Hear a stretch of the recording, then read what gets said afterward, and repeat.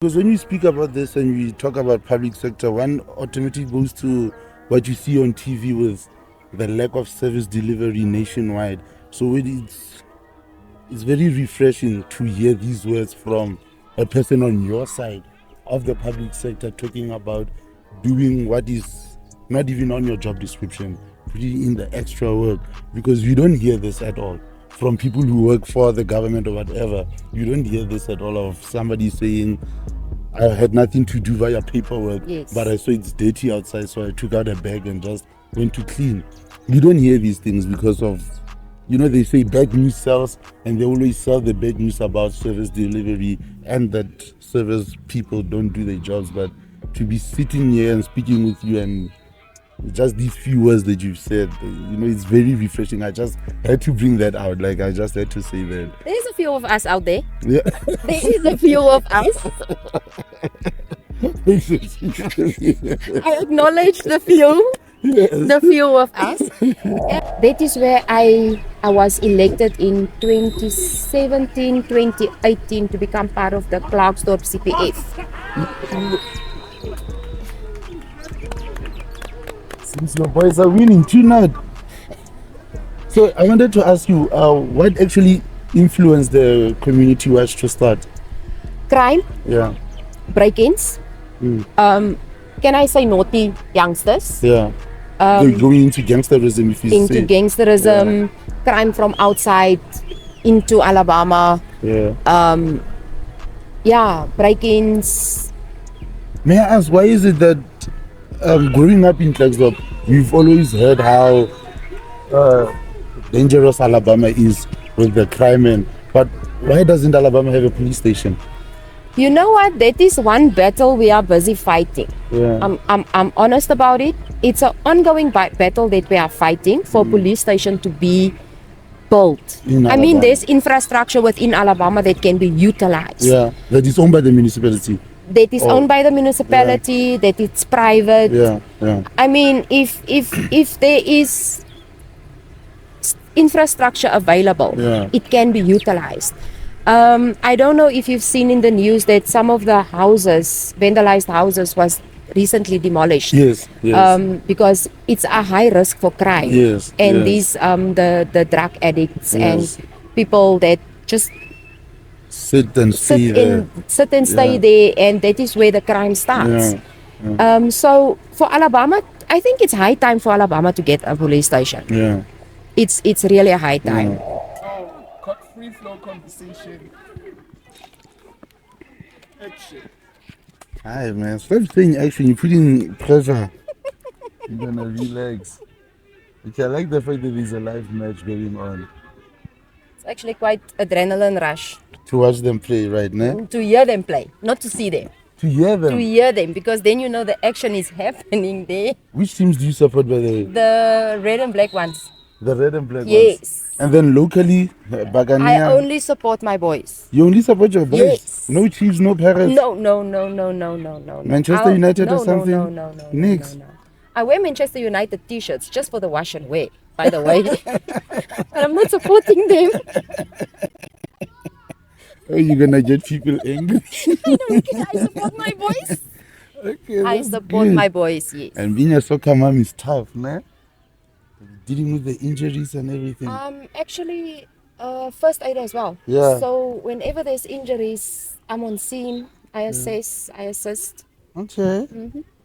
That's nice. Alright, I think we can start now, ne? Okay. So this is episode 9, right? Yeah. Alright. Wow. Okay. Lucky number 9. Lucky number 9. You Lucky see? number 9. One of your boys is a striker. Midfield. Midfield. Defender, yes. Midfielder, Okay. yes. That's good. At least we're in the 18 area. Alright. Okay. Good day, ladies and gentlemen. Welcome to Big Talk with STAWELA, AiryQtip TV by your boy Sipo. To everybody that's been watching and following the past 8 episodes, everybody that's been sharing, liking, subscribing, thank you very much. Keep spreading the word. Like we said when we did the first interview, if you know somebody within Klerksdorp or Northwest that is doing something, whether it's the talent or they're pushing a certain business, or you feel that person has a nice life story that they can share with us, please let us know. We won't mind sitting down with anybody. And as today proves, we have a beautiful guest, a soccer mom. As you see, there's a beautiful game going on behind us in Alabama. She's going to introduce herself. She's going to tell us about her story, about being a community member, helping the community grow, fight everything that's infested within the community, trying to, how do you say it, create a rose from the concrete. So let's get straight to it. I'm going to let her introduce herself so we can have a free-flowing conversation. Welcome to episode 9 of Big Talk with STAWELA. Good Hi. afternoon. Hi, everybody. Thank you for having me. This is quite a huge pleasure for me. Hi. Thank you for having us on your busy schedule of being a soccer mom. Yeah, this is part of my life. Yeah. Every other day, every Sunday, every other Sunday, Yeah. Saturday. So yeah. Oh, my name is Alicia Walters. Yes, I was about to say this. I am Alicia originally from the Northern Cape. Okay. I'm born in Uppington. Oh, 42 degrees, so this is nothing for you. 42 plus 7. But it, Don't forget the 7 7 years. plus No, 7. don't forget the so 7 Klerksdorp years. is not hot for No, you. no. I'm actually getting used to this weather now. Hey, How long have you been this side now? 20 years. 20 years? Yes. Okay. 2025, 20 years. That's nice. Yes. Also, now you're officially a Klerksdorpian now. Officially. So you yes. grew up in Uppington? Born in Uppington, grew up in Uppington. Did my primary school, high school, Uppington. Yeah.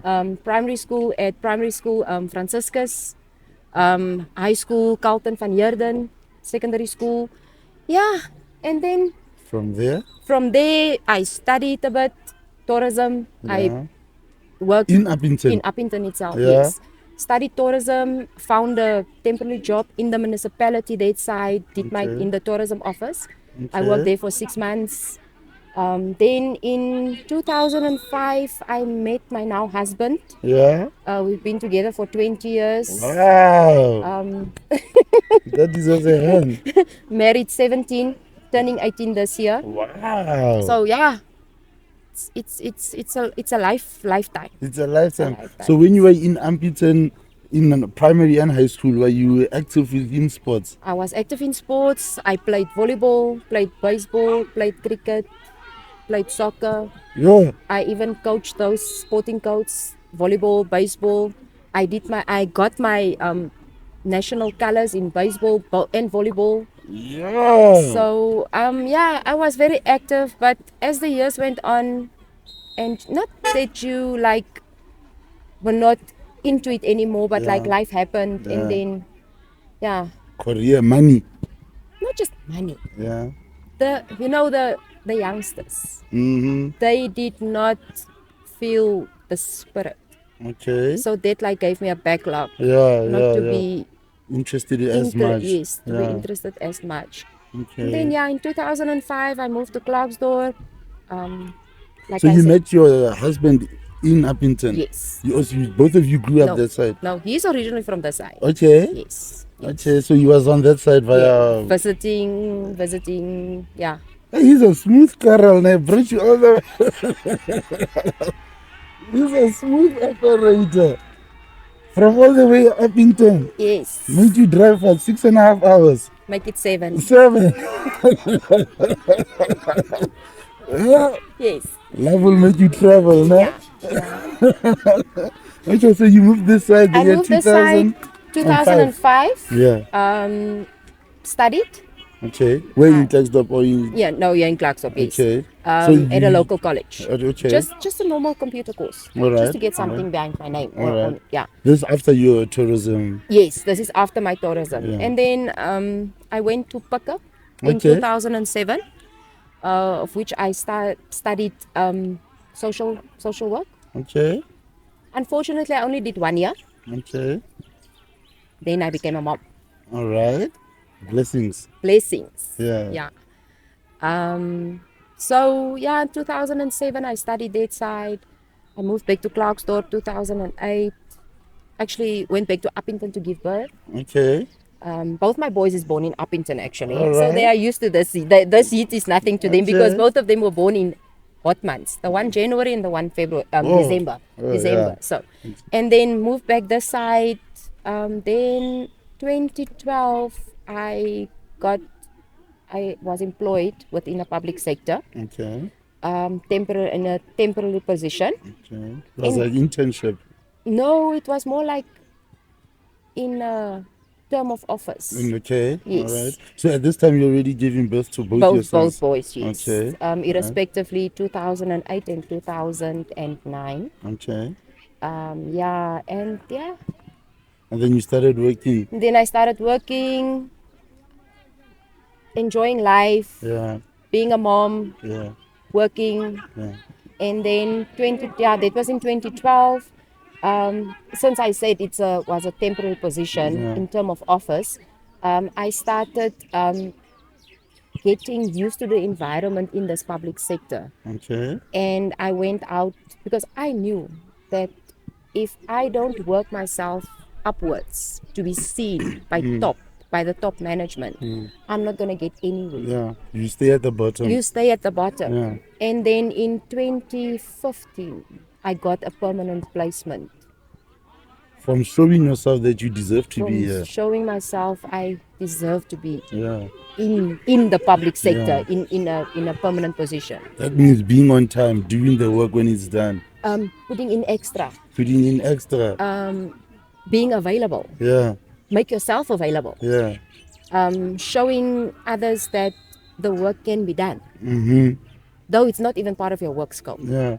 Imagine sitting in an office and you do general work outside, picking up garbage, cleaning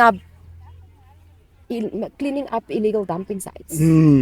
So you're sitting in an office every day, the whole day, and then when workload not is much, but manpower is needed, you avail yourself. Yeah. Even though you are picking up garbage, picking up tins, putting it into black bags, That small. just a little, just that little effort.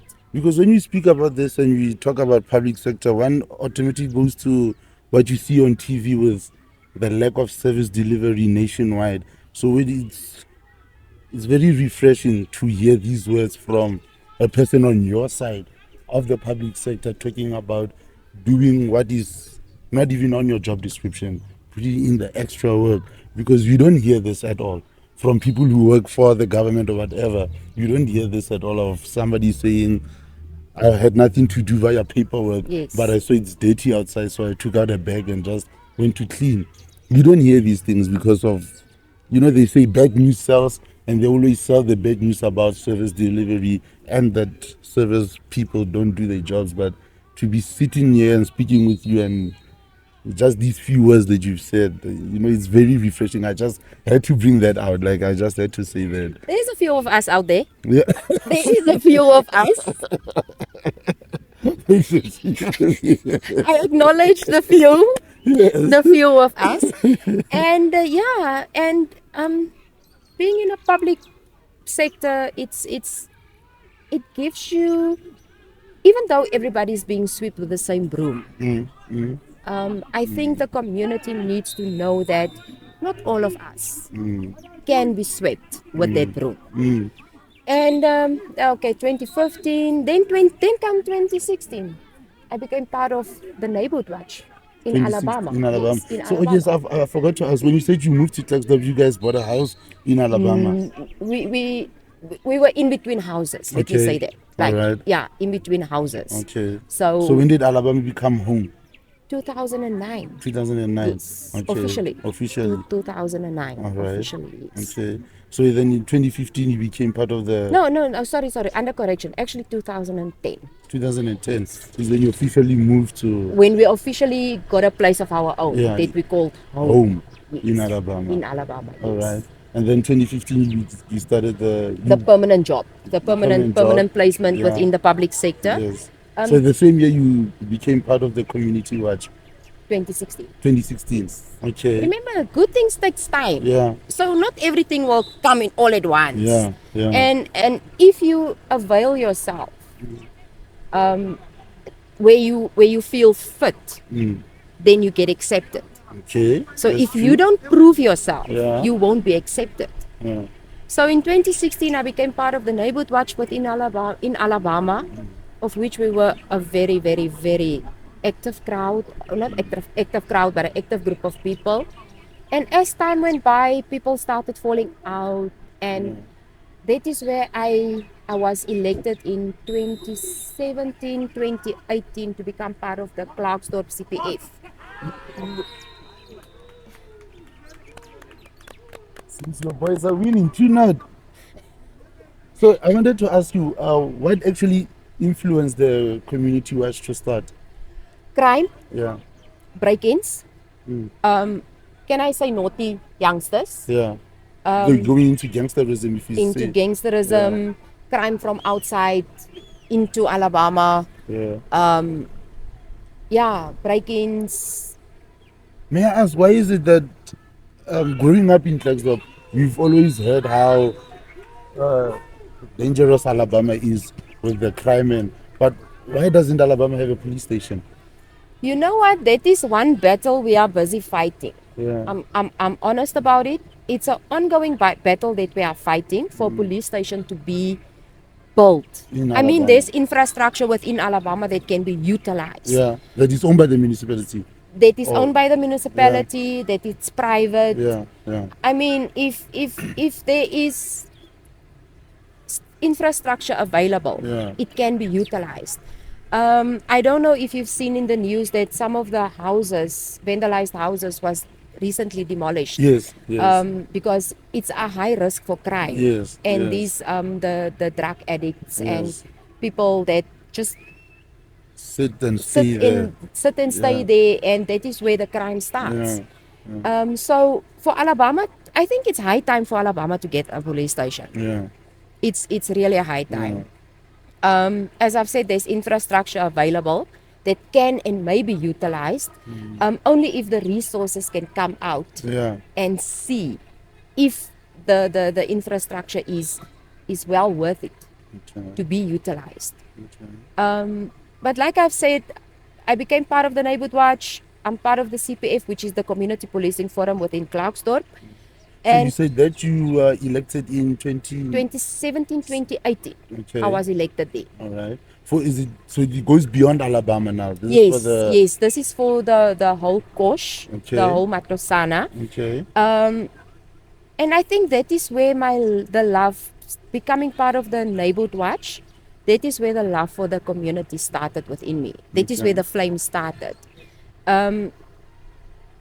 I saw it fit to, not to be a better person, but to assist when and wherever assistance was needed. Okay. I will drive out whenever there's a cry for assistance or where there's a cry for help. On your own resources. Own resources. Yeah. With no financial assistance from wherever. So even if you call me from Doornkruin, listen here, we need your assistance. Okay, what's happening? Okay, I'm coming. I'll drive there. You know where my passion actually lies is assisting during accidents. Car accidents. Car accidents. That one you call PVAs, which means pedestrian Yeah. accident, pedestrian vehicle accident, PVA, Okay. or MVA, motor vehicle Motor accident. vehicle. Okay. I can tell you a lot of stories. A lot of what I've been part of, where assistance Was needed. where my assistance was needed. There was this one incident now a few years ago of an accident that had occurred on the N12, and ambulance was on scene, but I'm not bad mouthing anybody, but there was no subs available yet or on scene. There was no traffic on scene. So when I got to scene, I always have torches in my vehicle. My reflector is always in the vehicle, of which you need to have your reflector, especially the N12 that's so dark at night. Yeah. So when I got on scene, the ambulance was there, and this one EMRS lady actually advised me not to get out of my vehicle. But then when she saw who it was, she's like, "No, ma'am, come, you always assist." Yeah. I got out of my vehicle, I gave them torches, I directed traffic, we closed the road, Yeah. I directed traffic. So until traffic, and I also called for traffic to be available, to avail themselves, and subs to be there or to be on scene for visibility. So for me to be an energizer bunny within the community, Yeah. it just gives me that I'm doing something for the community within the community without expecting anything back. A thank you is for me more than enough, really. Yeah. You do A this thank out of you. the goodness of I your do heart. this out of the goodness of my heart. Wow, that's encouraging. I do this out of That the is goodness. really And, encouraging. and I must also say there is still a few of us. Yeah. There's a few of us who's doing that. And the more of you that do it, it helps in order to change the mentality of people, because people tend to get stuck into nothing's gonna change. Nothing And is going to change and nothing will happen. Nothing will be happen. done. Yes. Nothing will be And then done. when you do that, you sink into depression and all. May I ask, do you have one specific call out that really shook you, that made you say, but maybe I should stop doing it? Like, was there ever a scary call that when you got there, you got frightened and you... The one I just actually spoke about Yes. was a very scary one. I'm not going to go into detail about it. Yes. But it actually gave me the realization to say that when the medical personnel said to me, ma'am, you are always Around and available. Yes. to assist. Yes. I think that was my wake-up call to say, you know what, you are actually doing something good So within it the community. encouraged you instead of Yes, scaring you. It encouraged me more. Wow. It encouraged me more. How recent was this? I'm saying this now under correction. I think it was about, I think it was in 2020, Okay. 2021 side. Okay. Yeah, just after COVID. Just after COVID. Just after COVID, yeah. Okay. Just after COVID. Wow. So now you do the community work with the police, including the EMRS, throughout the whole Kosh area. Not so much on the whole Kosh area. Remember, we have barriers up until where, especially Tow-in EMRS, Okay. traffic, local traffic, subs can work. Okay. The bench, I think the benchmark is about 40 k's outside of the certain town that you stay in. Okay. You know, this recently, not actually, it's not actually anymore recently erected circle on the N12. Yeah, yeah. When that circle was erected there, it caused so much accidents. And I have a few colleagues of mine that stays in Joburg close to the N12. So they will normally be the ones that calls me to say, Alicia, a truck fell. Whoa. Alicia, a car went over the circle. Yeah. And then I will be first on scene because I have first-hand information. The accident just happened. And while I'm driving there, I'll be on the phone. Calling. Traffic, subs, tow-in, ambulances. Yeah. So as soon as I get there, then the whole resources will stop there as well. So sometimes I'll be there when the accidents occurred, I'll be there until 3, 4, 5 o'clock in the morning. Oh. And then I still have to go to work. work. Yes. So, I mean, if you do something for the love of the community, tiredness is nothing. Yeah. Being tired is nothing. You push forward. Well, so I don't want to say if you are to get help. How do I phrase this question? In an ideal society, the work that you are doing on your free time, because you're not getting paid for this. This is out of the good of your heart, right? In a perfect society, in an ideal world, how do you think what you're doing on the side can be implemented within government or within our local services to let me say, like, just to balance out help of the EMRS, fire, traffic and police in terms of you guys as the community watch for them? To answer that question of yours, I think employ more people. Okay. Have Within resources those departments or within those departments. Employ more people. adequate training? Yes.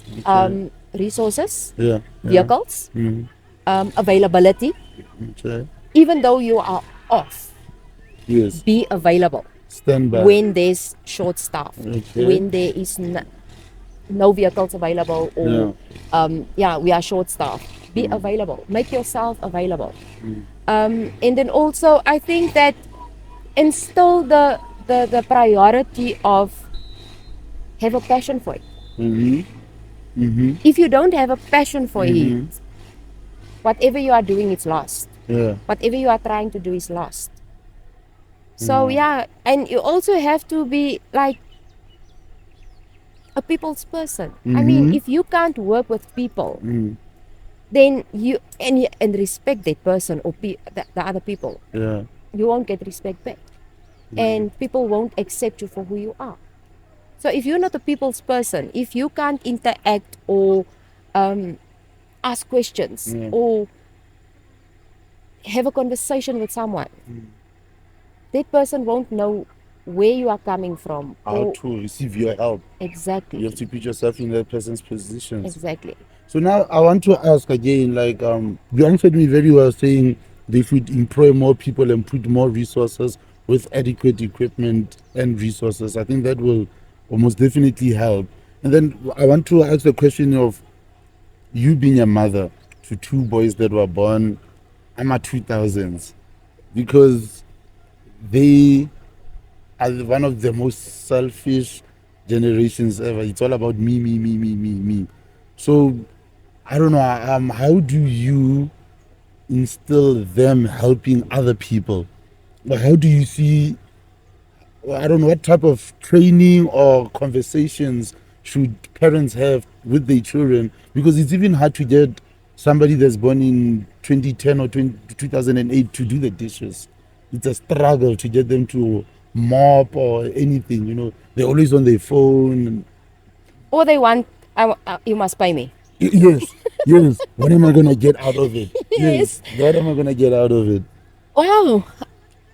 Being a mom, can I say, of teenagers born in my 2000s. My 2000s. I'm going to be open and honest. I'm a very strict mother. Okay. I'm a very strict mother. Okay. They know I'm a take no Your nonsense. face just changed. I'm a take no nonsense mother. And they know it from the start. You know what? It all starts, I normally have these words that I say. Charity starts at home. Me being born in the 80s, I know everybody did not grow up the same. I instilled the principles my parents instilled in me. Okay. Strictness. Yeah. Things needs to get done. Yeah. You don't get anything on a silver platter. You need to work for something. So while my kids were growing up, I introduced them to assisting or helping others. I'm part of a few NGOs, non-government organizations, meaning we work solemnly on donations, or whenever assistance must be given, we do it out of our pockets. Back in 2016, 2017 side, I was part of an NGO of which we donated food parcels to the community, less fortunate community. Within Alabama and within... Not just Alabama. We went out. Townships, town. There was a few places we visited in town. We even visited Klerksdorp Hospital, the pediatric section. And we had a few bags, black bags of toys. Even though it was used toys. I mean, for a child to receive a toy who never received anything in life, to see that smile, and but our kids were involved with the grown-ups. And after we left one of the communities we visited, my last born said to me, "Mommy, it was such a great feeling. My heart started pumping faster when I saw a child getting excited over a used, dirty toy. Though the toy was not dirty, but it was used." And then he said to me, "I want to do this always." And even like now, he's 15 currently, my last born. he will tell me that, or yeah, he will say to me, "Mommy, whenever you go out again, please take me with. I want to be part of it." Wow. So it comes back to charity starts at home. Because So- now you can tell the difference from when you buy him a new toy and he's unpacking it, that feeling he gets, and he sees somebody getting a used toy. So it hits home for him mentally. Yes, it does. It really does. And even today, my firstborn, he's 17. Yeah. He will tell me a few months ago we bought him new soccer cocks. Yeah. And then he said to me, "Mommy, can I please give mine, the used ones, Yeah. to the other players who does not have?" Wow. I said, "Baba, you can do it with the greatest pleasure. Wow. As long as I know it's not going to go to waste." Yeah. So Yeah. it's not about giving second-hand goods. Yeah. So it's about the. It's about the gesture yes, that the gesture. he sees the need, Yeah. and then he will wash it, Yeah. and then he gives it to the other player. Because him doing that, giving it to another player, it also gives the other player inspiration that I'm gonna come to practice tomorrow. Yes. At least I Yes. have boots now. Yes. Because some of the things, like you said, resources are very important. Resources You are very find somebody important. that has the talent, but they don't have money to buy boots. He does not have the resources resources to get there. to expose his talent. Yeah. So yeah, Wow. So within Alabama, ever since you moved in, what do you think will make Alabama grow into a better community? And I mean this in terms of township mentalities within the black community and the colored community. Because of apartheid, we have the same struggles, even though we are separated by a railway. yes. But we have the same struggles in terms of trying to get jobs, good education, and even, how do I say, generational wealth, leaving something for your kids so they don't start from zero like you. What do you think is needed? I'll be talking general to change the mentality of black colored people within South Africa. What do you think townships should instill? I think it goes back to basics. Yeah. Playgrounds Yeah. for the youngsters Yeah. to keep themselves busy. Yeah. Yeah. Sports facilities. Mhm. Coaches availing themselves to assist upcoming players. Any type of sport, may it be soccer, may it be netball, may it be volleyball, may it be cricket, Chess, chess, whatever. anything. Yeah. If we can instill the roots, go back to basics, keep our children out of the streets, keep our children busy, keep our children fit, keep them away from drugs, keep them away from gangsterism, to instill the roots to say that you can become something or you can become someone. Just avail yourself. I'm here. I have the resources. I don't mind talking now, speaking from my perspective, I don't mind buying a new soccer ball Yeah. to get kids out of the street Yeah. to start playing soccer or to start practicing soccer. Yeah. Start with youth development. Use again infrastructure to say, like, listen here, we are having this open day. Come, we have painting. We have, you can come and draw, even though you can't draw. You can come and draw. You'll discover your talent. You there. you will discover your talent. Yeah, and then just be like there for them. Yeah. Currently, whenever a child is in need, or a youngster is in need, or a family is in need, I will go out, and if I need to speak to the youngsters who's doing the naughty things, I will give them a great background information session on what the world is about. I will even show them footage. I will even show them pictures. And then I will ask them, is this where you see yourself within 5 years? Staying on the streets, living on the streets. Even though you have parents with a roof over their head, where you are loved, where you are accepted. But now you go out because the world has can I put it in brackets, has the niceness of what your parents can't give you. But then again, the world will suck you in. And then you will have nowhere or nowhere to go to. You will have no one.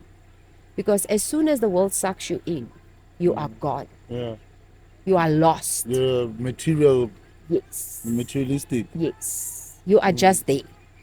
But you don't belong. Because when you say youth development,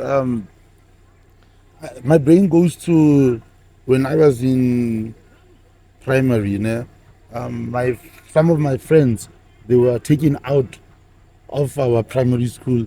They were said they were slow learners and they were taken to care of. Okay.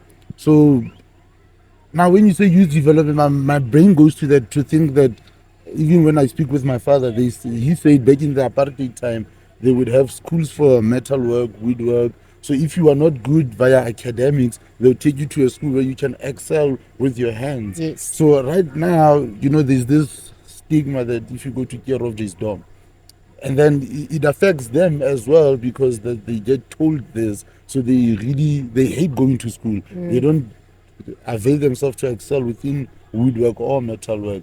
So do you think that the education system maybe should broaden itself to the needs of the people? Because if I'm being honest, even me, when I went to school, I felt like school was just putting my brain in a bracket because they didn't really entice what I was They didn't thinking. expose you. They did not expose you My to a brain, lot of to a lot of things. opportunities. Yes. Yes. I think the education needs. I mean, I was in primary school and I was knitting. Yeah. I was taught how to knit Yeah. and how to use a needle and thread. Yeah. Even though it was taught to me, I was taught at home. Yeah. But it gave me the ability to make something beautiful, like a pillowcase Yeah. with embroidery on it, Yeah. or a pillowcase with a button that I sewed on there. Yeah. And it gave me not so much the security to say I can do this in future, but it expanded my views. I didn't know how to knit. Like you just said, woodwork, electrical, Yes. putting wires together, Yes, or you yes. know how to build something. Yes. Yes. I think the education department needs to instill that back into schools. Yes. To give children the opportunity to expand their mindset. I mean, I know I'm not a great baker. Yeah. I surely can't bake nice cakes, Yeah. but I surely can make a nice roosterbrood, Kalahari style. So that is one of my specialities. Yeah. So Yeah. I can make it from scratch, Yeah. or I can make a potjie, or I can braai even. Even though I can't bake, Yeah. I won't even try myself in the kitchen to bake a cake because it will either come out burnt or it will fall in.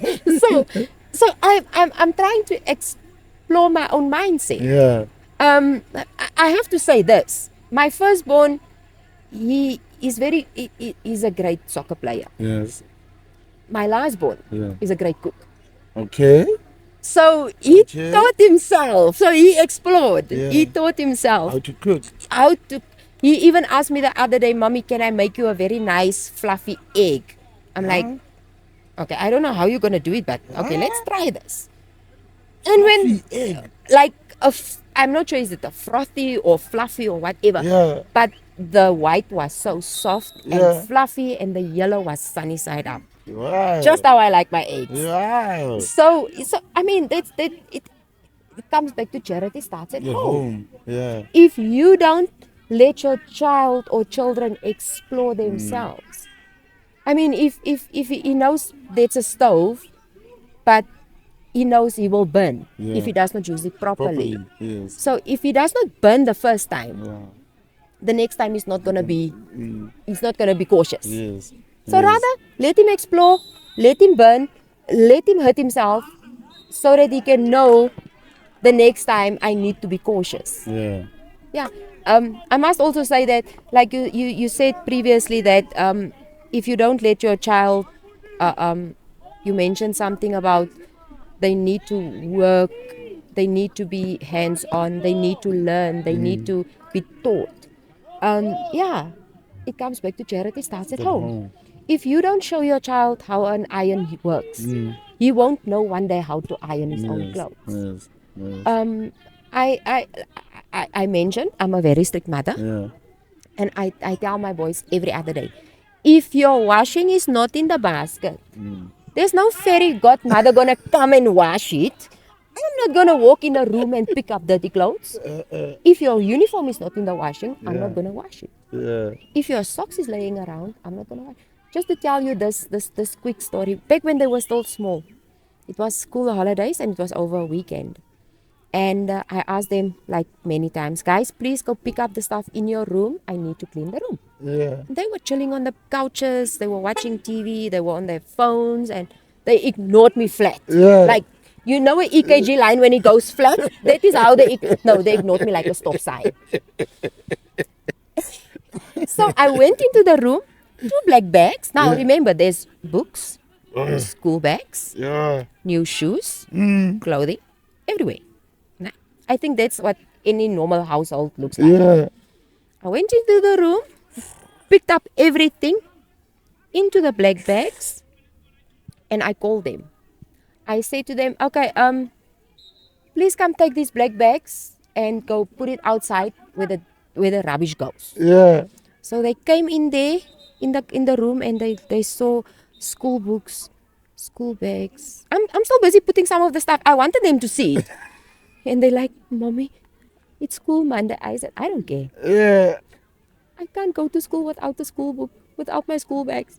I can't go to school without school shoes. I said, I don't care.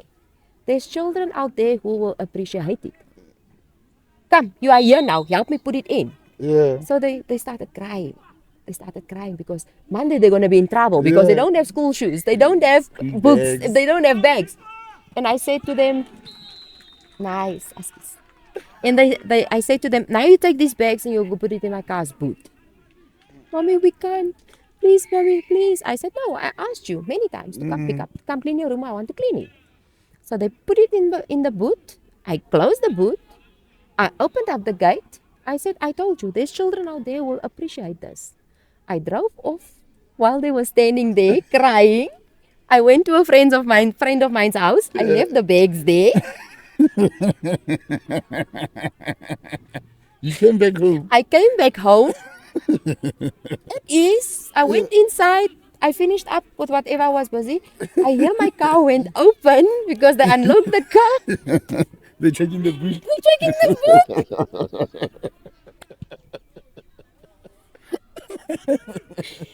And they came back in. They like, Monday we will be in trouble. I said, not my problem, not my fault. Okay, so this happened now on the Saturday. And then the Sunday, they told their father, Daddy. Oh no, this is the side we don't want them to lose, nah? Yeah, sorry, yeah, but yeah. So the Sunday, I heard them telling their father, Daddy, we're going to be in trouble tomorrow. Mommy gave our school shoes away. Mommy gave our school books and bags away. The father said, did your mommy ask you to clean your room? Yeah. Yes. And did you do it? No. So it's your loss. You will go and explain to your teacher why you don't have a bag, why you don't have school books, why you don't have shoes. This was now the Sunday. So late Sunday afternoon, while they were busy like preparing now for the new week, I went to my friend's house. I went to go fetch the bags, and while they were sleeping, I went to go put everything back. Like I put their books in their bags, and I put their shoes there. And the following morning, I could feel the darkness. Yeah. It's tension. The tension. Yeah. They don't know what to do. And to be honest with you, the following week, when they came home, bags were placed properly. Yeah. School shoes were placed properly. They learned. A lesson was learned. Yeah. Even though I gave the things back, I brought it back home. A lesson was learned. And even like now, while they are teenagers, I tell them straight, you know what, you're not going to come to me asking me where's your shoes. Because you need to look after your stuff. You're not going to come to me and ask me, Mommy, where's my this, where's my that. Because you need to put your stuff away, and you need to remember where you put it. So that when you need it, you know where to find it. So yeah, being a strict mother is awesome, eh? Yeah. Being a strict mother is very nice. I grew up with a strict mother. I know. I think we are the last best generation. Eh? Seriously. We are the last best Seriously. generation. Because right now, what's happening with these young kids? Because I keep telling my brother's kids, like, you guys, you have cell phones and Wi-Fi, but you're on the internet on the wrong things, on the useless things. You don't know how basic things work because you are too concerned of influencers than actually living. Because I remember I keep speaking with my friends saying, like, when we were young, we went out to look for trouble. And we make sure the trouble stays there. Stays there. You don't come home with the trouble does not follow you. It does not follow you. So nowadays, these kids, trouble comes to their phones via these WhatsApp group chats and websites we don't know they are on. So you as a parent, how do you monitor the influence of the world to your kids? Because even though you go with them and they see what's happening, you're fighting crime, you're helping, but they're teenagers at the end of the day. They have friends, they're influenced by peer pressure. I must say that they are influenced by peer pressure, but I must also say that the peer pressure knows me. Okay. Yes. That means they're friends. Yes. The friends knows me. Yeah.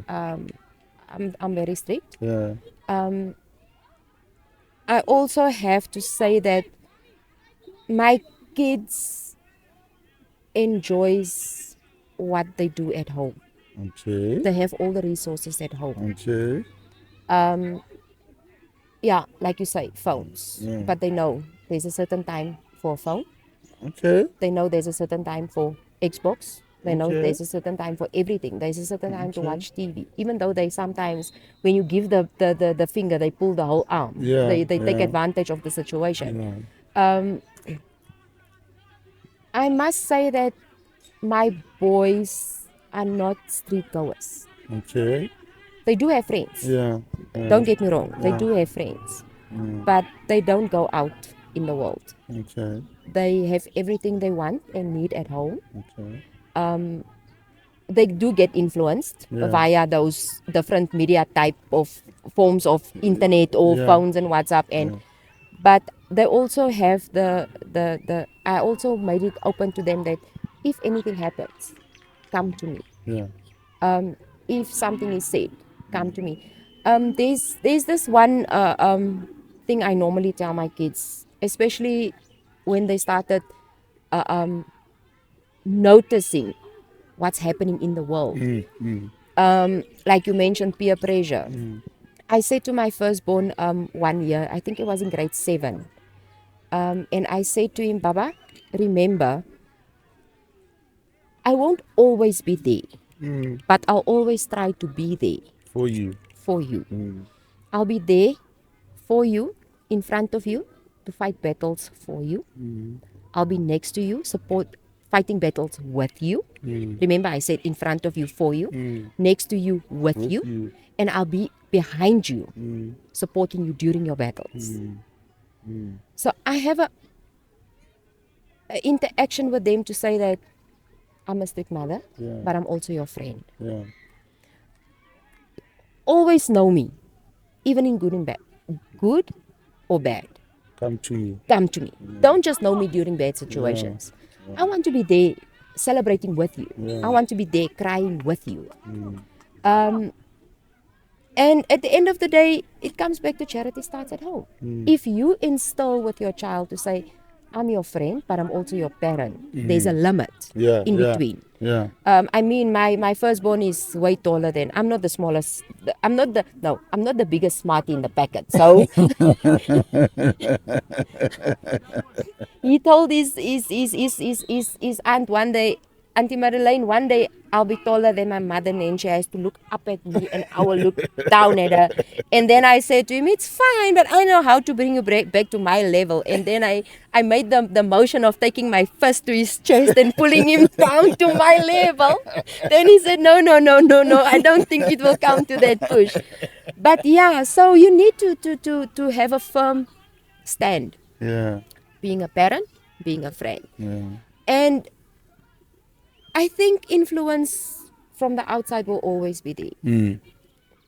They see things Sometimes they won't acknowledge or come to you to say, "Mommy, 1, 2, 3 happen." Yeah.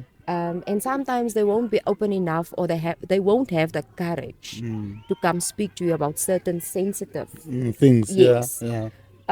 So you need to show them that, you know what, doesn't matter what the circumstances are or what the situation may be, I'll always be there. Yeah, you will get scolded, you will get shouted at, but remember, I'll still be your friend at the end of the day. I'm still your parent.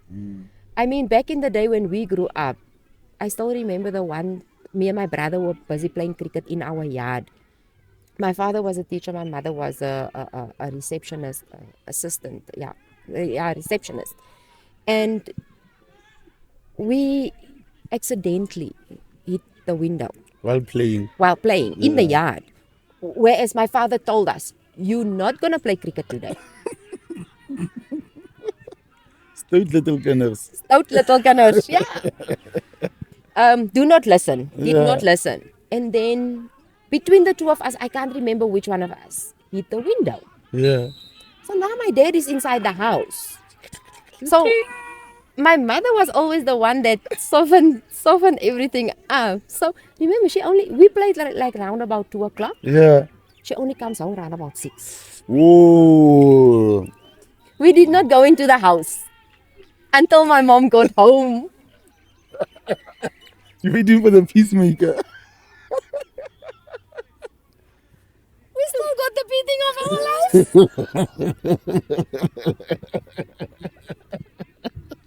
Who did the beating? The And my mother encouraged him. Slaan hulle.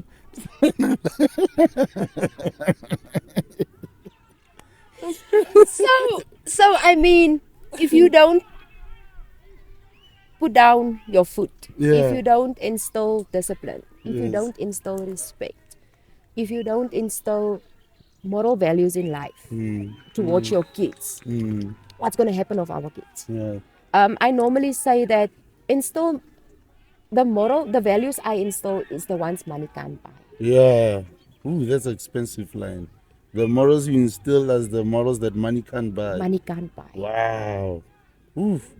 So you instill discipline, you instill respect, you instill integrity, you instill passion, you support them. Yeah. If I normally tell parents that if you come as a there's this other thing I normally also say, that a child in the community is my child. Yes. When my child is in the Yes. community, It's your child. he's a community's child. Okay. So if my child does something wrong, come tell me. Yeah. If he was disrespectful, Yeah. if he was rude, all the things money can buy, all the moral values money can buy. Yeah. And I will tell you straightforward, if my child was rude or disrespectful towards you, I'm going to beat him, Yeah. because that's not what I teach him. That's why I'm saying a child in the community will be my child, and my child in the community is the community's child. So if I don't teach my kids discipline, respect at home, they will go out and be disrespectful. Because once we say this now, it takes me back to my youth. I remember when we were young and you started smoking now. Like when you see an A older grown-up person, come, you hide it. and that time you don't even know that person. Exactly. You don't know them, they don't know your parents, but just because it's an elderly person, You even have when you that started respect. dating, you're holding your girl in the corner, you see somebody, you You- guys separate. You step away. You step away. But now, They don't have the moral values. what do you think is that? Do you think it's the phones or the internet or the lack of parents? Lack of parenting. Do you think lack of parenting is also part of the government giving the kids too much power? Because the kids I mean, have if too many rights. if a child comes to me and tell me I have rights, I Yeah. will tell him, your rights are wrong. Your rights are wrong. Your rights are wrong. It's either you go to the right, Yeah. where there's nothing left, Yeah. or you go to the left, Yeah. where there's nothing right. Woo. Your choice. It's a lose-lose. It's a lose-lose situation. Yeah. Because I remember when they started these rides, we were in primary high school, and I told my mother, I can't remember what I did, and she hit me. She hit me. After hitting me, I told her, I have rights, you can't do this. She was like, go and stay at your rights. You have rights, but not in my house. In my house, it's my law. Go and sleep at your rights. Your rights will feed you. And I was like, yo, mama, slack. But now I'm grown up and I'm like, you know look what? back and you realize. I keep telling these young boys, like, gents, when we were in high school, what you guys are getting exposed to in grade 10, we were exposed to that in college. Because when we were in high school, the naughtiest thing you could do was smoke dagga in high school. That was the naughtiest thing. And the 10 of you were known in the whole high school. That's the dagga That's the group, yeah. That's the group. So now you guys, you have friends that go to rehab for hardcore drugs in high school. There's this one boy, I think he finished matric about 2 years back. He was in rehab 3 times during high school. And my mind was like, how you go to rehab 3 times in high school? And not even for cigarette or dagga. Hardcore drugs. And then they said, you know what, the level of exposure. I was like, what do you mean level of exposure? Like, man, level of exposure, you go everywhere, hardcore drugs are there. I'm like, yeah.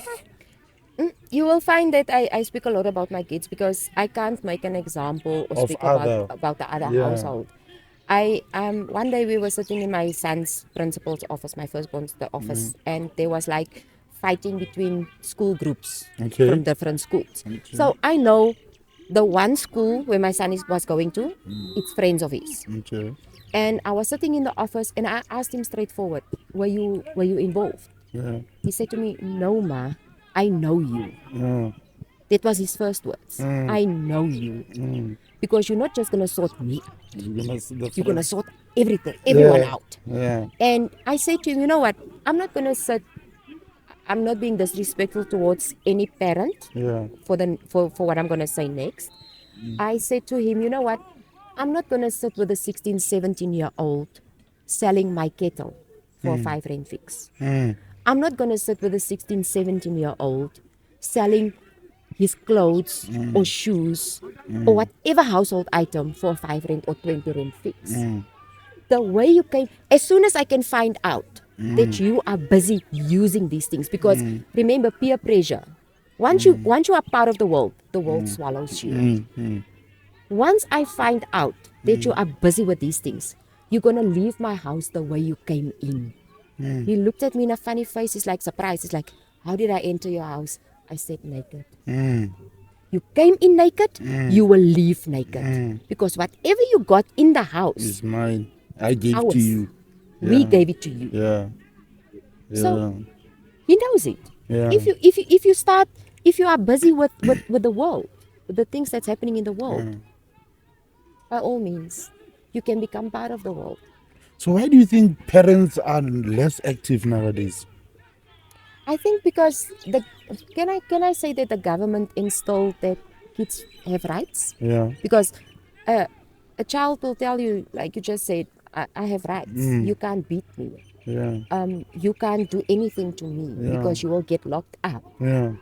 So if the government feels I don't discipline my child the way I feel discipline needs to be installed, then take him. You gave him rights, let him follow your rights. Because my house has rules and regulations. And if you can't follow my rules and regulations, I'm sorry, you are not welcome here. That's the type of parent I am. That's the type of parent I am. Yeah. But now, since they are when they were smaller, they used to play, not used to play. They still do it. They used to play chess. Okay. So irrespectively, the 1 year my last born went for under 8 in Boksburg for the essays, Okay. and then the following year both of them went, the A team and the B team. And I have this saying that, do you want me to strip, flip, or go crazy? No? I can say it in other words, but I can't say that on the mic.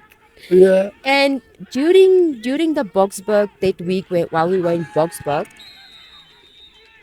during that week, I was looking for them. I don't know if you know Birchwood Hotel in Boksburg.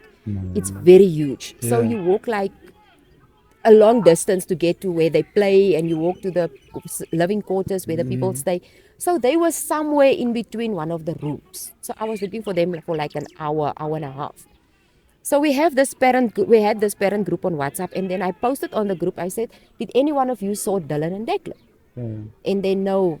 And then I said, "Okay, when you see them, please ask them, must I strip, flip, or go crazy?" And then one of the parents saw them, and then they asked them. So the mother told me afterwards, one of the parents told me afterwards, they saw them, and they were like, "Your mother is looking for you." And she's like, she asked, must she strip, flip, or go crazy? And then they both went to go sit still on the ground. And they said, "Ma'am, please tell our mother we are here. We don't want her to strip, because when she gets to strip and she gets crazy, she explodes." So that is when they were smaller. So now they know that strip, flip, and go crazy actually doesn't really mean anything. She just made that up to make us scared or to scare us. So yeah, but still they have that mentality to say that we don't mess with our mother. We're not gonna be naughty. Because if we are naughty, she will lose it. So yeah, but now they keep themselves busy, school, academics, sport. Yeah. That's good. When they get into trouble like normal naughty young teenagers. You know, I know my boys. Yeah. I know my boys. Yeah. They will be open with me. Ma, yes, I did. You know, the truth reveals itself. Yeah. And I also have the saying that if you lie to me now, you know I'll be angry, but you know how I will feel and what will happen if the truth comes out. So rather be open with me. Rather tell me the truth from the start. Yeah, Ma, I did it. Yeah. And if you don't tell me the truth and I find it out, punishment is worse than you think. Yeah. Punishment will be worse than you think. So coming back to the youth of today, I think and I feel that parents needs to step up. Yeah. Parenting needs to Be more strict. more strict. And you as a parent need to instill the fact that I'm the parent, but we can still be friends. Yeah, But don't take advantage Of when I'm your friend. when I'm your friend. Yeah. Don't take advantage of that situation or of the parent friendship situation. Yeah, don't take advantage of that. Because nowadays you have these young teenagers, they know a lot because they're exposed to a lot of information from a young age. But mentally and emotionally, they're way softer than what we were at that age. Because right now you have the very high number of teenagers committing suicide. And what's even scary is that you have young girls committing suicide. Because not to say suicide is more for boys, but statistics wise growing up, young boys often kill themselves more than young girls. But now you have this trend also of young girls killing themselves, and we don't want to put yourself in a person's head and say this person committed suicide over such a small thing, because you don't know Where it's coming where from it's coming and how from. big it has escalated. into their lives. Yeah, so You know what I want to it's actually thank you very much for that question. I think it comes back to parenting. It comes back to teachers. If all of us as parents, we know our kids. We need to know our kids. If my son comes to me and say, "Mommy, 1, 2, 3 happened," and then I will say to him, "Okay, Baba, for now it's not a huge issue. For now, I won't say whatever it is that happened." If he comes back to me 2, 3 days or a week later to say, "Mommy, 1, 2, 3 happened again," then I will need to get worried. I will start to get worried. see how you can intervene. Yes. And then I will talk to him about it. I will this is now me as a parent speaking, of which I think most parents or parents needs to take note of. I will talk to him about it, and then I will say, okay, the first time it happened, now you come back to me to say it happened the second time. Let's see what happens next. And then if he comes back to me to say, Mommy, 1, 2, 3 happened again, then I will intervene. Then I will go back to where the root Of the problem. started. Or situation. Yes, any situation. Then I will intervene. Because to take a simple example, if my child comes to me to say, Mommy, Pity is bullying me at school. Okay, Baba, what did you do for Pity to bully you? No, Mommy, he wanted my lunch. I did not give him my lunch. So then he took the lunch turn, he threw my lunch out. Okay. Then he will come to me again and say to me, Mommy, Pity bullied me again today at school. Then I will go to the school. And then I will ask the teachers. I will ask the SMT. I will ask the principal. Listen here, this Pity boy Keeps harassing my son. keeps harassing my son, keeps bullying my son.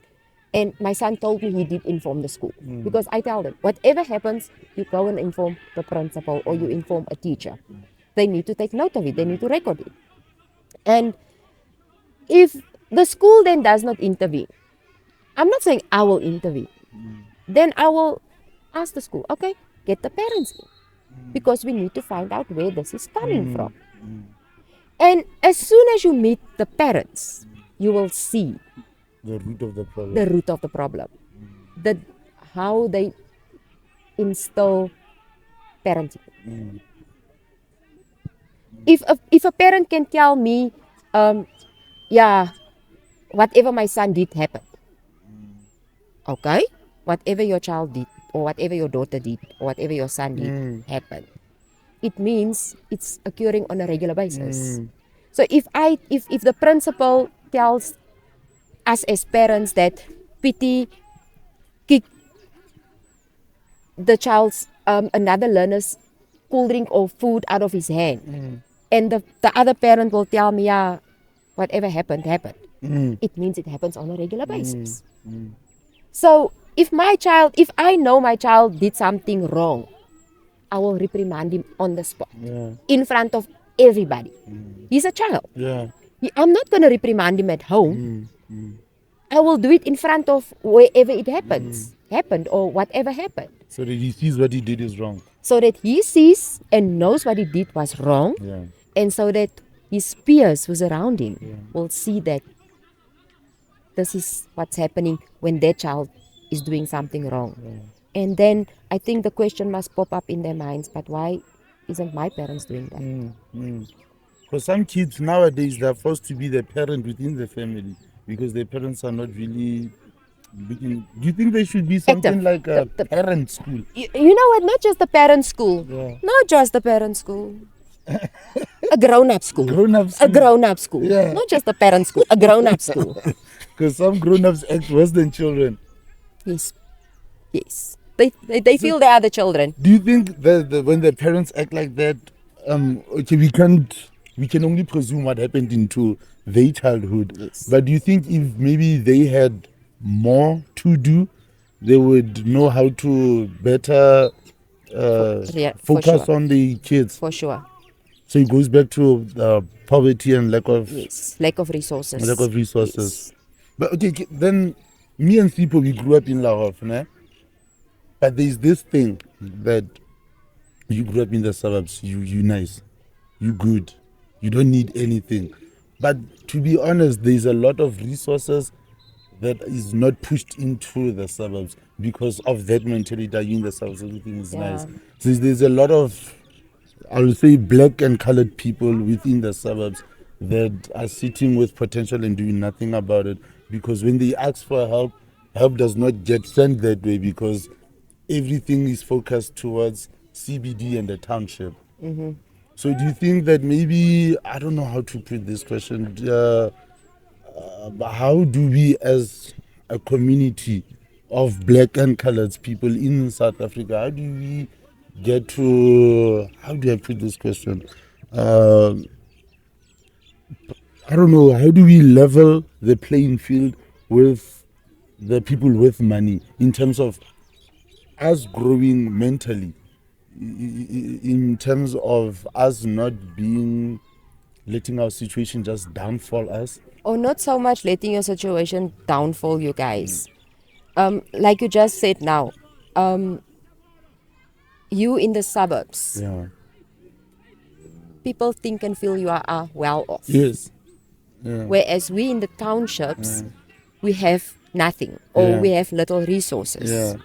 And you are told resources are directed that way. You in the suburbs Yes. or you in the townships. No, let's say we in the townships are being told, no, but resources are coming to you. Yeah. Resources are being provided. Yeah. It all comes back to me as a person. Why don't I go out and look for that resources? It comes back to what I do within the community. You will never know when and where help and assistance is needed if you don't avail yourself, if you don't go out. I'm currently part of the CPF. I'm part of 2 NGOs, like I said previously, of which one is the Neil Jacobs Foundation, recently newly established.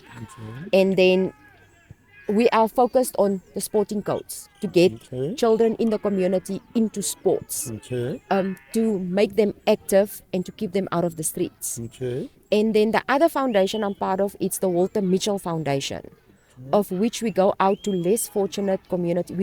We only work solemnly on donations. Okay.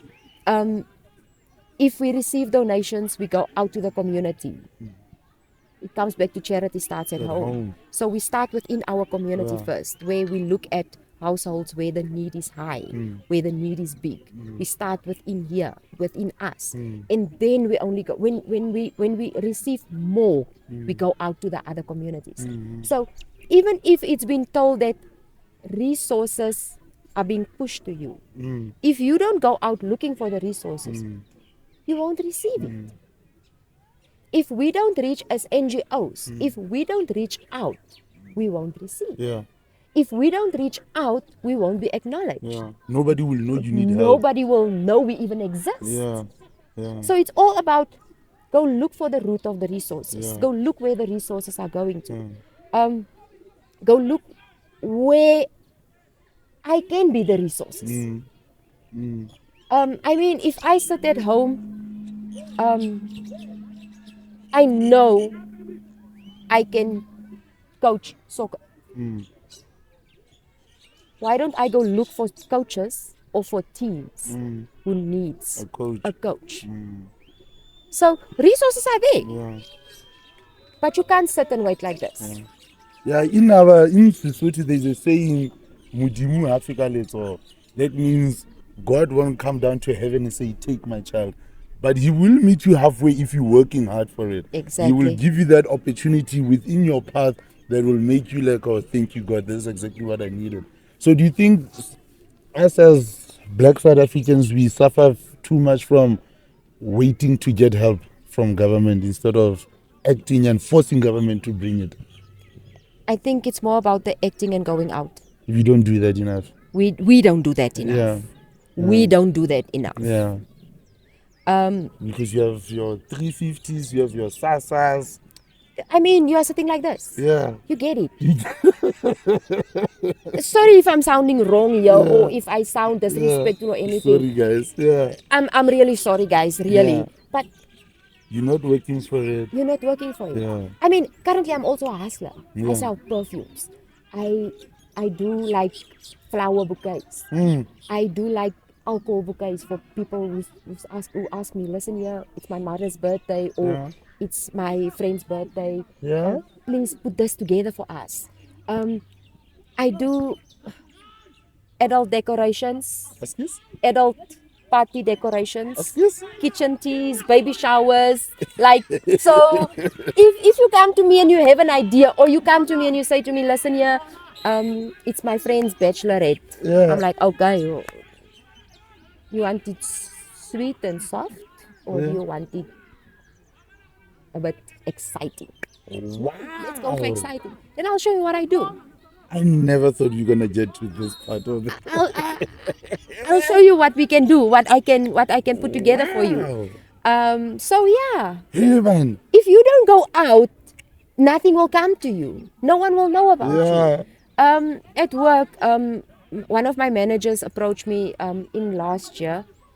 Her daughter gave birth to twins, and then she's like, I know you are very creative with flower bouquets and putting something together. And I said, no, ma'am, it's fine. I will assist. I can help. What do you have in mind? She said, no, I'm leaving it in your capable hands. Do what you want. Do what you think is best, Yeah. not what you want. Do Yeah. what you think is best. And I went out. I got the flowers. I got the balloons. Yeah. I made a fruit basket with juice and everything. And I got the Hello World balloons for the because it was twins. So I Yeah. got 2 sets of balloons. And she was impressed. She was like, wow, I did not expect this. Yeah. My supervisor, it was her birthday last year, the previous year.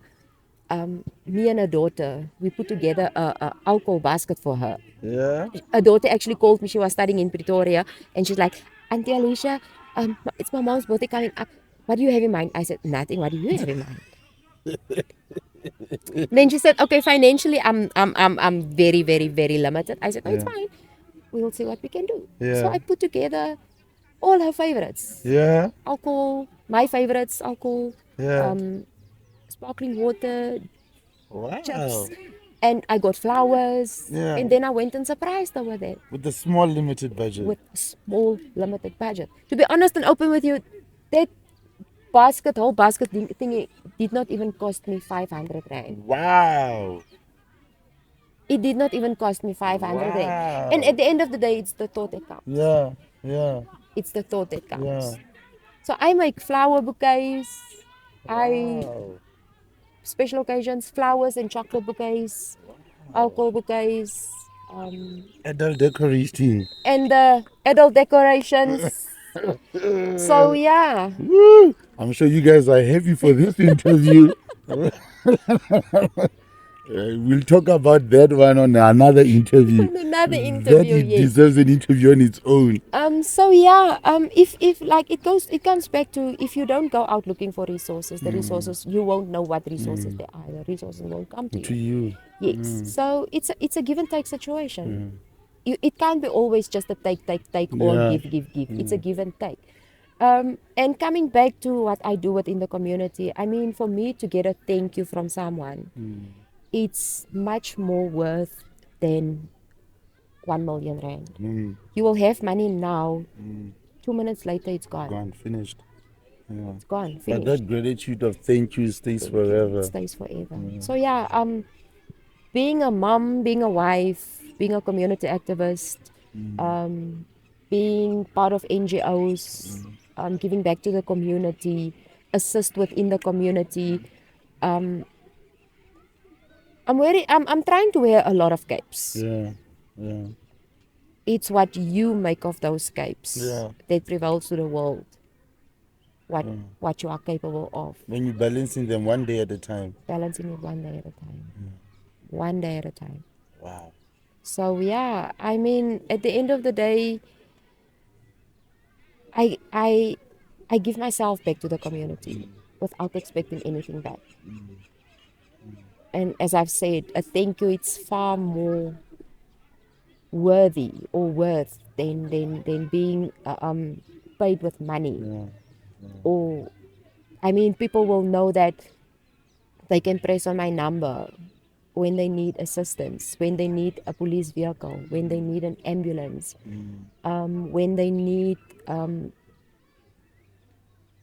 traffic, when they need a tow-in vehicle, when they need me just for a word of advice. Sometimes I feel like a psychiatrist, because people come to me with like, you know what, I'm having this situation, and they know I'm a very straightforward person. I will say it as it is. I will first tell you, listen here, sorry for what I'm about to say next, but you know You're not me. gonna baby the I'm truth. not gonna sugarcoat anything. I'll be honest with you, and I will tell you straightforward, yes or no. Yeah. I can't tell you what to do. Yeah. I can give you advice. Yeah. Yeah. Yeah. If you don't get advice or if you don't try it certain ways, you will never know how it will work or if it will work. So yeah. They used to call me an Energizer Bunny on steroids.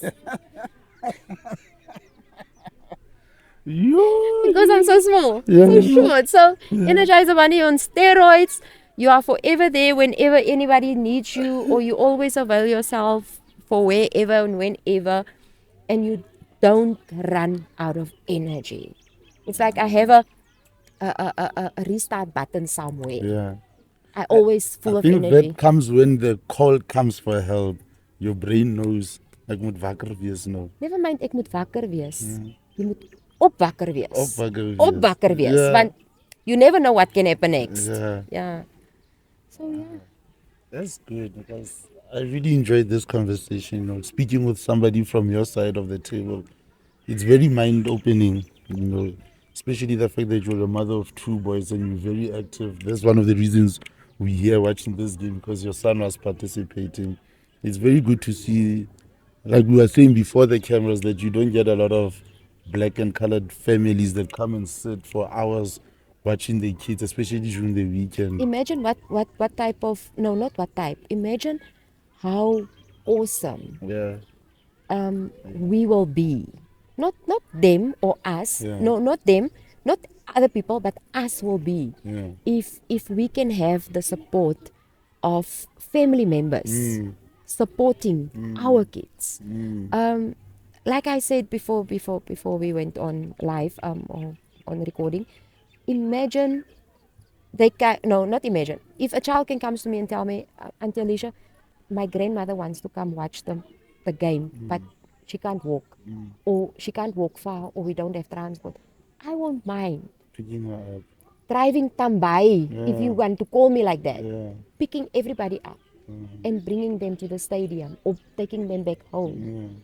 Imagine how colorful we will be, and imagine the support and how great our kids will be if they can see the support from their family and friends. And Because that will make sure that they don't drop out and stop participating. exactly, Because that's a big part, and people don't really realize how much a parent's support is needed. parents don't realize Parents don't what realize. their presence Yeah, means.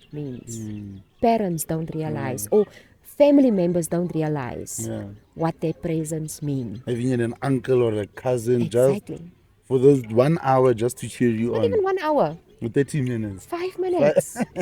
5 minutes. Yeah. I was last week next to this field 5 minutes, then I had to go to one of my side hustles. Yeah. 5 minutes. That was enough. That was enough. Not just for me, for the team. Yeah. For the team. I was there. You told them you're busy, but you're gonna be there just for 5 minutes. I normally tell them I won't always be there, but I'll try my best to be there. Yeah. I won't always be there, Yeah. but I'll try my best to be there. And just for the mere fact that, I've also learned that making a promise. There's in Afrikaans, I hope some of the viewers will understand what I'm trying to say here. Yeah. Ek maak nie beloftes nie. Want beloftes maak skuld. En skuld trek rente. Oh, that's deep. Oh, that's deep. So don't make a promise. Yeah. Ja, moenie beloftes maak nie. Yeah. Beloftes maak skuld Yeah, and skill. en skuld trek rente. From 1 rand now you earn 1,000. 1 million. 1 million. So I don't make a promise. I will tell you. I'll try my best to be there. I won't always be there. I'll try my best. So I'm not predicting that I'll Always be there. be there. Always. So when I'm there, I'm there. When I'm not there, you must know. Something- I told you. Yeah. I'll try to always be there. But I'll try to be there. I'm not always gonna be there. But remember that one. Moenie beloftes maak nie. Beloftes maak skuld en skuld trek rente. Remember that one. Because if you break that promise, Exactly. All trust is gone. all trust is gone. Yeah. And you will see the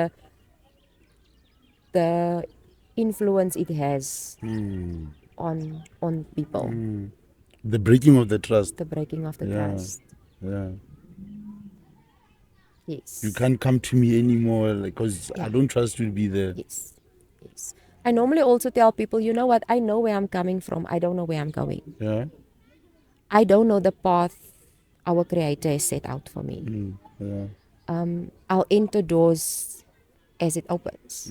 If a door does not open for me, I know for a fact it was not meant for me.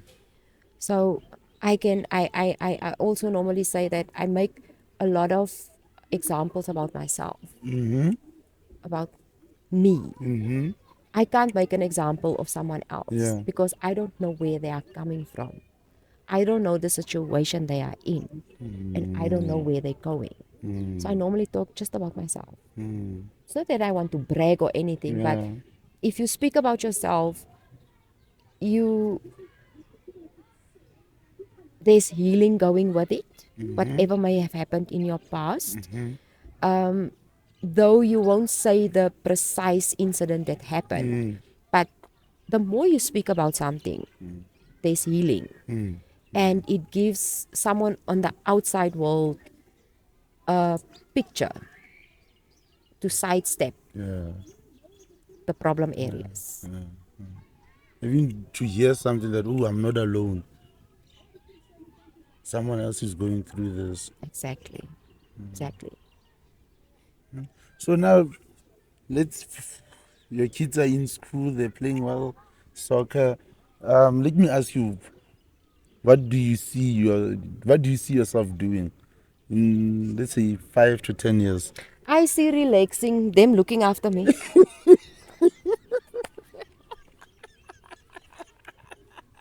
You know, the body language. I made up my mind. I made up my mind. The body language is classic.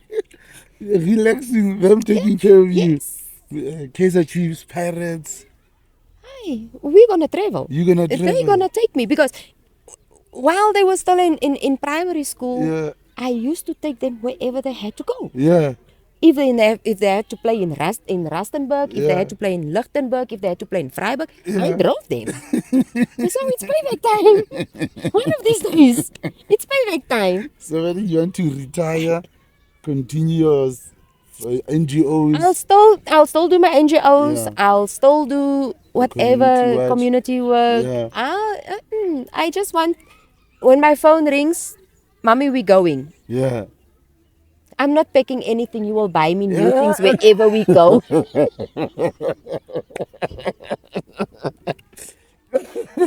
I'm looking forward to payback. Yeah. I'm looking forward to payback. Yeah. Are you gonna enjoy it? Now? Every second, not every minute, every second of it. I'm gonna enjoy it. You know what? A few years ago, my dad came to visit. My brother stays in Limpopo, Palaborwa. Ooh. Yeah. Oh, your Yeah. family is scattered. Yes. And we're only 2 kids. I'm the youngest. Oh. And I said to him, Daddy, I'll drive you to Palaborwa. Yeah. No, it's too far. I said, Daddy, speaking in Afrikaans. Yeah. I said to him, Exactly. ek sal jou vat. Yeah. Ek mind nie. And He's never been that side. I think it was his second time, Okay. second or third time, because the previous times he drove himself there. Okay. You know, old age. Yeah. Yeah, Yeah. it's starting to kick in. Yeah. And when we got that side, I drove him from here till there. Yeah. And when we got that side, he said to me, you know what? It was so nice to be a passenger. Dit was so lekker vir my om 'n passasier te wees. Ek sit net, ek relax. Ek is nie bekommerd oor 'n kar nie en ek bestuur nie. You know what I said to him? Is my tyd om terug te betaal. Yeah. All the times you took me to school, hospital. Never mind school, hospital. All the times you drove me on holiday. All the Yeah. times you drove me wherever I had to go. So I can't give much. But But let that me time, enjoy now yeah. what I can give. And those few hours on the roads, nothing can take that back. It's memories. These memories. It's memories. Like you say, there are things that money can't buy. Morals. Moral values money can't buy. Yeah. Yeah. The Dignity, memories. The memories. Memories. Yeah. Yes, the memories. That's nice. That's nice. The So memories. personally, where do you want your boys to play after this? You know what? I'm not someone who will decide for my kids. Yeah. But now, don't you have a team? No. That one. No. Wherever they go is fine. Wherever they want their hearts take them, Yeah. I'm happy. I support my kids. Yeah. I don't push them into doing something they don't want to do. Mm-hmm. I support them. And if they feel comfortable in doing something, Yeah. I will always tell them, Babas, I support you. So if they play opposite teams and they're playing If against they each play opposite teams, other, which you gonna support? both of them. Like I said, I support my boys. I don't support Manchester United. I don't support Kaizer Chiefs. Yeah. I don't support. You support your boys. I support my boys. If one is winning, hey, but the other one is sad. Ask his papa. Next time. Next time. You can't always be a winner. Yeah. And being a loser does not make you a lesser person. It does not make you the winning person does not make you better than the losing one. Yeah. The losing one makes you a better person because you learn out of your faults. So next time, there will always be a next time. I support them, That's nice. and I will support the teams that they are playing for. That's very nice. So yeah, That's very nice. but coming back to, I can't wait for them to Pay back. pay back. What would be the very first thing you ask? You say one of them gets that nice big contract. The very first thing. Let me see. Okay, you never wanted to wrap my back, so take me for a spa. I thought you were gonna say a golf 8 or something. No. It's the memories. It's the memories. It's the memories. Yeah. Remember, you may have the Golf 8 now. Yeah. Someone else may drive into you. Material things. Material. Yeah. So rather take me for a spa day, rather take me out for a picnic. Yeah. Surprise me. Yeah. It's the smaller things in life that counts. Yeah. Surprise me. You don't have to buy me the biggest house. You don't have to buy me the most expensive clothes. You don't have to buy me the most expensive car. It's the small things. It's the small things. That's true, Call that me, Mommy, appreciation. we're going out for lunch. Mommy, we're going out for dinner. Yeah. Mommy, I saw something that you may like. It's 1, 2, 3. That's Things. that. Just that. It's the small things in life That's that beautiful. counts. Wow, that's beautiful. Like I said, I think it's far more important Than a million. than rand. $1 million. Wow. That $1 million I will anyway give out to charity. And I'm not making a joke. Yeah. I will Facts. I will give it out to charity. Facts. $1 million. I will rather see where other holes is that can be covered up Yeah. than utilize it on myself. Yeah, maybe I'll buy myself couple rims. Oh. Yeah. A nice dress. A nice dress. Yeah. Nice 9 inches. Or another VW shirt. Yeah. Yeah, the but majority of it the will go to you. majority will go to charity. That's good. Okay, guys, we came to the end of this beautiful podcast. But before we go, I don't want you to drop your numbers because people are gonna maybe your Facebook or your. Oh. How can people get a hold of you in case they want decorations? I don't have Insta. No I Instagram. don't have X. No. No X. I keep it on the low profile side. I'm only on WhatsApp. I'm on Okay. TikTok. Okay. Yeah, but I don't usually post a lot of Yeah. So content. if people are watching this and maybe they want your help with decorations or whatever, how do they get hold of you? Or maybe they want something personal. Maybe you can help them as a family or something. You can direct them. Should you say? Yeah, I'm not gonna give my numbers. Yeah. I can't leave my numbers. Yes. They can just ask around, or they can look for me on Facebook. It's under Anastasia Walters or Alicia Anastasia Kaizer Walters or Alicia Anastasia Kaizer. Whichever profile you find, you will find me there. Can you say that again, please? Because I forgot all three. The one profile it's Anastasia Anastasia Kaizer. Kaiser. Yes, that's my maiden surname. And then the other one it's Alicia Anastasia Kaizer Walters. Alicia Anastasia Kaiser Waters. And then the other one it's just Alicia Walters. Alicia Walters. Or Alicia Anastasia Walters. Yeah, Alicia those three Anastasia profiles. Walters. Yes. They can Okay. pop me an inbox. I'm not always on Messenger. Yeah. But when I see the message, I see Reply. there's a message, I will reply. And then I will only exchange digits. Okay. Yeah, so yeah. Okay, you guys heard that. Go to Facebook if you need anything. party decorations, Adult. adult entertainment decorations as well. But that will leave for that needs its own segment. Serious, that one. Yeah, then I'm curious. Savannah's talking. And then your TikTok. TikTok, it's MS Keys 23. MS Keys, yeah. MS Kiss. MS, like Mus. MS, yeah. KEYS. KEYS. At 23 or something, yeah. At 23. Yes. Like I'm saying, I'm Okay. not always on these media platforms. So. Right. We're just putting them out there just in case you guys want to reach out to her for anything, whether it's family or partying, because jack of all trades here. A mistress of none. Jack of all trades and mistress of none. Mistress of all trades and a mistress of yes, and a mistress of none. All trades and a mistress of Yes. none. Yay. You learn something new every day. Allah, thank you very much. This was very, very, very mind-opening. And it's good to sit down with a person that's doing things out of the goodness of their hearts and that they instill these things into their kids. You know, it's very refreshing. Like when people told me about it last week, I was like, yeah, we can do it. But when we met you and started speaking, I was like, dynamite. Comes in small packages with huge explosions. Why didn't you become a rapper? You with the bars. I don't see. Even though my first name is Alicia and my maiden surname is Kaiser, meaning Alicia Keys, I don't even sing in the shower. Because if I start singing in the shower, the water goes. The water is gone. Alicia Keys from Northern Cape, Jita. Thank you guys for having me. It was such a great pleasure being here. And yeah, to many more positive future endeavors. Yes, please. And we're going to keep on doing this. You guys, whoever you know that's involved in the community or doing whatever, please let us know. We won't mind sitting down. And at least today, your team won and your boys won. It's a blessed Sunday, people. It's a blessed Sunday. It's a blessed and Sunday. we were blessed with no rain. So Yes. this was a very fruitful Yes. setup. Now you can rain. You finished. Thank you guys. Thank you for having us. And it's a wrap, episode 9. Woo. You good, Mr. Director? Thank you. Are you happy? Are you happy? Thank you. Excellent. How long did we go for?